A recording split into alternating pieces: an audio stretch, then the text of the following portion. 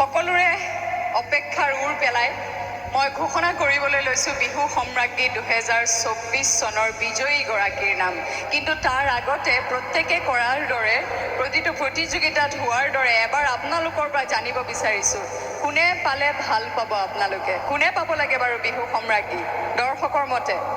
যদিও বা বহুত কিছুমান সূক্ষ্মভাৱে ব্যাকৰণ নাই কোনো বিহু নাচৰ, তথাপিও তাৰ অতীতৰ ৰূপ, তাৰ প্ৰকৃতৰ ৰূপ, স্বকীয় যি ৰূপ, সেই ৰূপ ধৰি ৰাখিব পাৰিছেনে নাই সেইটো আটাইতকৈ গুৰুত্বপূৰ্ণ কথা। সেইখিনি বিচাৰকসকলে সুন্দৰকৈ চাইছে, তেওঁলোক অভিজ্ঞ, তেখেতসকল অভিজ্ঞ। কিন্তু তথাপিও দৰ্শকৰ মনে কি কয় বাৰু? বিচাৰকে কোৱা মতে দুগৰাকীৰ মাজত খুব জটিল এটা পৰিস্থিতি তেওঁলোকৰ মাজত হৈছিলে, কাক দিয়া যাওক। কিন্তু তথাপিও সেই 1-2 নম্বৰৰ বাবে আজি বিহু সম্ৰাজ্ঞীগৰাকী বাছনিত উঠিছে।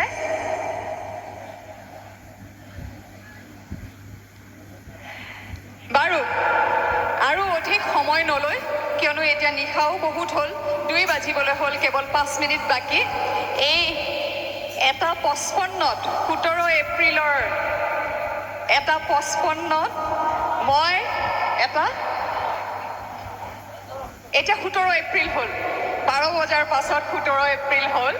গতিকে 17 এপ্ৰিল 4 বহাগ, আজি 4 বহাগৰ দিনাখন 1:55-ত মই বৰষাৰণী বিষয়াই ঘোষণা কৰিছোঁ, গুৱাহাটী বিহু সন্মিলনীৰ এইবাৰৰ বিহু সম্ৰাজ্ঞীৰ খিতাপ লাভ কৰিছে শ্ৰীমতী শিৰুশ্ৰী শইকীয়াই।